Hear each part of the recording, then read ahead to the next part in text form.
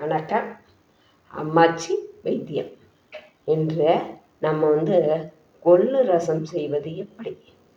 முதல்ல நம்ம கொள்ளை நல்லா வறுத்துக்கணும்.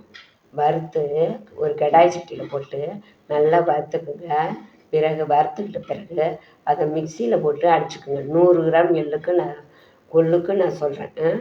100 கிராம் கொள்ளு வாங்கினீங்கன்னா அதுக்கு எவ்வளவு சொல்லணுமோ அதை மிக்சியில் போட்டு அடிச்சுக்குங்க. அடிச்சுட்டு அதை பாதி எடுத்துக்கோங்க. 50 போதும். பாதி எடுத்து நீங்கள் மிளகு, ஜீரகம், பூண்டு, மிளகாய் 2 மிளகாய் போட்டு எல்லாம் மிக்சியில் போட்டு அடிச்சுக்கோங்க. கருவேப்பிலை, கொத்தமல்லி இது எல்லாமே போட்டு அடிச்சுக்கோங்க. தக்காளி 3 தக்காளி போட்டு நல்லா அடிச்சுக்குங்க. அடிச்சுட்டு புளி சும்மா ஒரு நெல்லிக்காய் சைஸ் போட்டுக்கோங்க போதும்.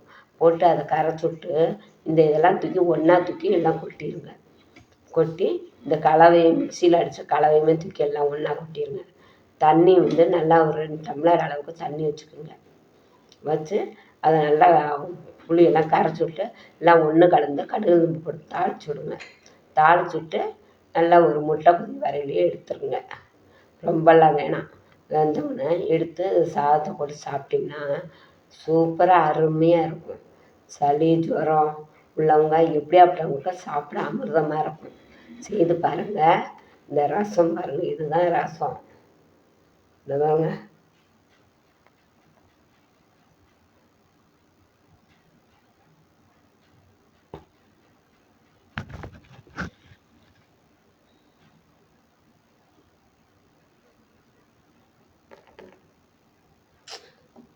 சரி,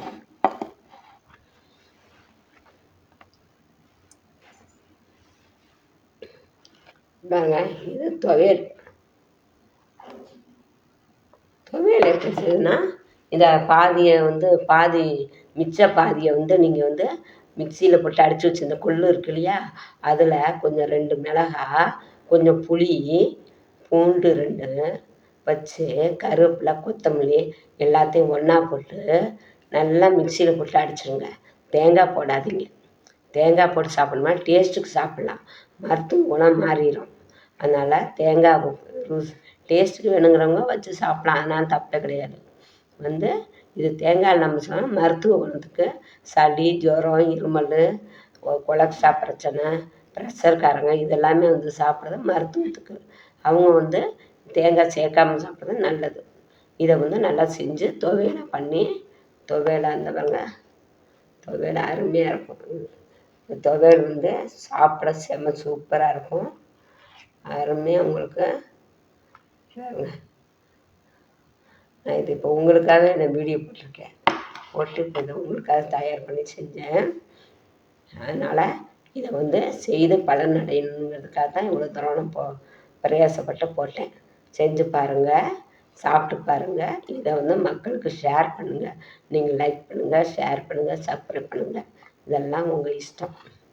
இதெல்லாம் இல்லாமல் இல்லை பாருங்கள், இது மருந்து குழம்பு. இது மருந்து குழம்பு. இது என்ன குழம்புன்னா வேறு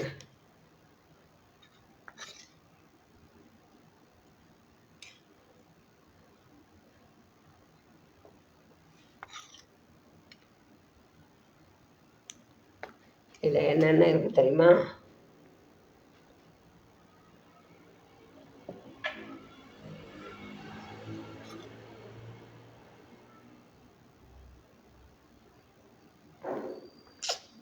சி